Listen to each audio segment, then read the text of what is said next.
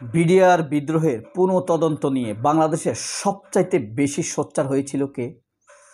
এটাই আপনাদের প্রতি আজকে আমার প্রশ্ন। বলেন তো, বিডিআর বিদ্রোহ নিয়ে শেখ হাসিনা কিন্তু একটি লামসাম তদন্ত করেছে এদেশের সাধারণ মানুষকে বোঝানোর জন্য বা আর্মি পরিবারের সদস্যদেরকে একটি বুঝ দেবার জন্য। কিন্তু আসলে কে সোচ্চার হয়েছে সবচাইতে বেশি, সবার আগে, সব সময়, এখন পর্যন্ত? সাংবাদিক ইলিয়াস হোসাইন। তারপর কে? পিনাকি ভট্টাচার্য। পিনাকি ভট্টাচার্য অনেক ক্ষেত্রেই এগিয়ে, কিন্তু এই বিষয়ে বিডিআর বিদ্রোহের বিষয়টি নিয়ে খুবই সোচ্চার ছিলেন ইলিয়াস হোসাইন।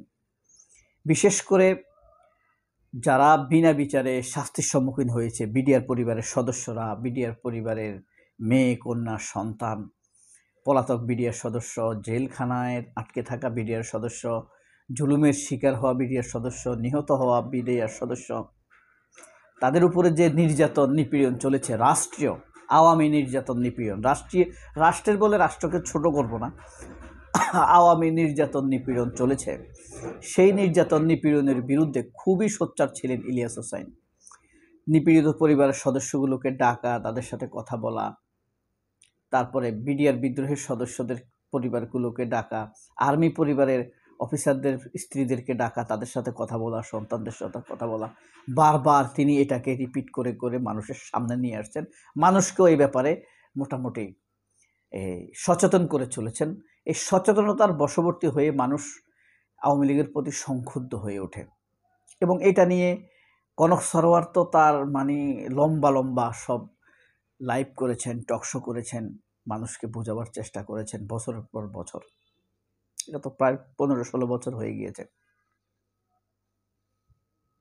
এবং এটা নিয়ে বাংলা এডিশন গতকাল বিডিআর বিদ্রোহের রিপোর্ট প্রকাশিত হয়েছে। সেখানে স্পষ্টতর দেখা যাচ্ছে প্রধান সমন্বয়কারী ছিল এখানে, রয়ের অ্যাডভাইসে সমন্বয়কারীর দায়িত্বটা পেয়েছে ফজলেনুর তাপস, মেয়র ছিল যে।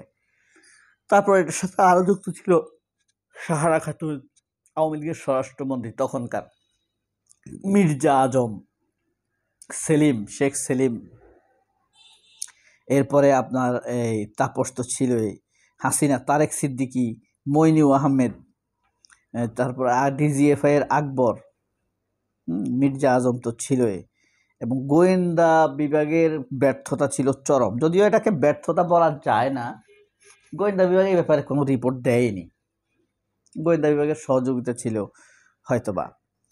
এবং মইনিউর সাথে কিন্তু বিডিআর বিদ্রোহের যে কমিশনের প্রধান, তিনি কথা বলেছেন, অনেকের সাথে কথা বলেছেন, শহীদ পরিবারগুলোর সাথে কথা বলেছেন, বিডিআর বিদ্রোহের বেশ সময় সেনা অফিসারদের সন্তানদের সাথে কথা বলেছেন, তৌহিদের পরিবারের সাথে কথা বলেছেন, মইনিউর সাথে কথা বলেছেন। তখন সেনাপ্রধান ছিল, তখন সেনাপ্রধান, এই বিদ্রোহ শুরু হয়েছে সকাল 6:30টায়। সে 6:30 বাজে শেখ হাসিনার সদর দপ্তরে চলে গিয়েছে, গণভবনে। সে আর সেখান থেকে আসে নাই। সন্ধ্যা 6টা পর্যন্ত সে সেখানে, 6:30 পর্যন্ত সে সেখানে ছিল, সেখান থেকে আসে নাই। অথচ আলম ফজলুর রহমান মনে করেন যদি এই আধা ঘন্টার মধ্যে বা 1-2 ঘন্টার মধ্যে সেখানে অপারেশন চালানো হতো, তখন এই হত্যাযজ্ঞ ঘটনা সম্ভব হতো না, সহজেই বিডিআররা পরাজিত হতো। কারণ তাদের কোনো কমান্ড ছিল না, তারা কোনো কমান্ডের অধীনে ছিল না, তারা ছিল এলোমেলো বিক্ষিপ্ত। তাদের বিরুদ্ধে একটি সংক্ষিপ্ত সেনা অপারেশন হলেই সেনা অফিসারদের জীবন হয়তোবা বেঁচে যেতে পারত।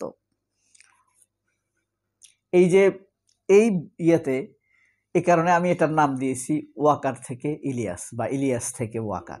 ইলিয়াস হোসাইন এটার ব্যাপারে বারে বারে লাইভ বলেন, টক শো বলেন, নিজের চ্যানেলে করতে করতে তার এগুলো খুব ভিউ হতো প্রচুর। তারপরে কনক সরোয়ার, এরা একসাথেও করেছেন, পিনাকি ভট্টাচার্য, কনক সরোয়ার, আরও আছেন নির্জর,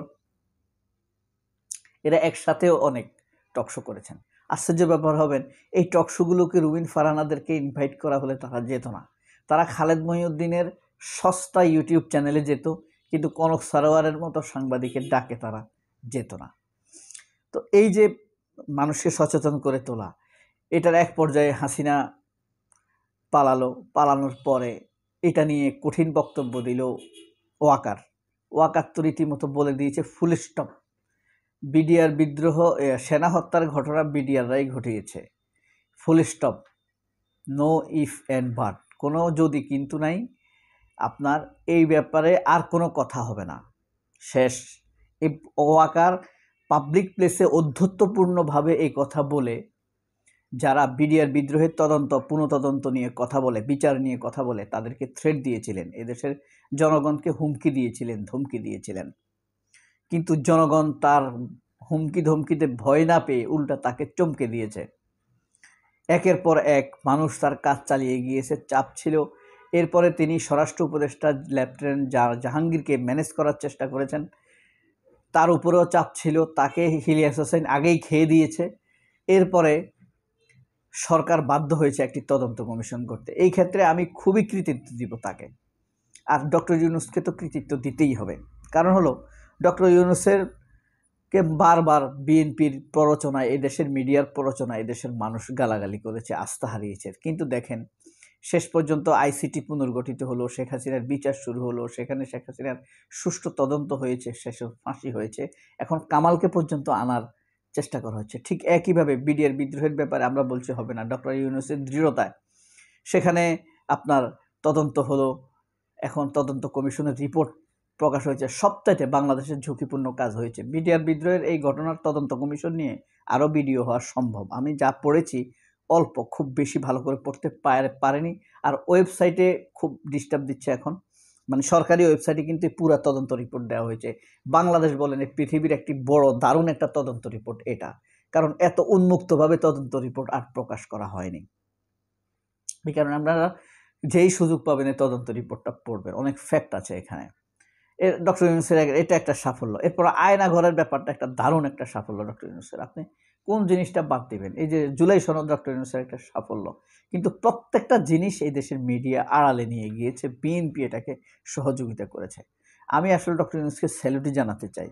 এরপরে আসেন এই যে বিডিআর বিদ্রোহের ব্যাপারটা, সবাই বলছে হবে না, কিন্তু দেখেন ঠিকই ডক্টর ইউনূস এটা শেষ পর্যন্ত সফল করেছেন। রিপোর্ট প্রকাশ হয়নি শুধুমাত্র, রিপোর্ট হস্তান্তর করা হয়নি শুধুমাত্র, সকলের জন্য এই রিপোর্টকে উন্মুক্ত করে দিয়েছেন ডক্টর মোহাম্মদ ইউনূস। বাংলাদেশের সরকারি ওয়েবসাইটে এটা যেন আপলোড দেওয়া হয়, সেই জিনিসটিও পরিষ্কারভাবে নির্দেশনা দেওয়া হয়েছে তথ্য মন্ত্রণালয় থেকে।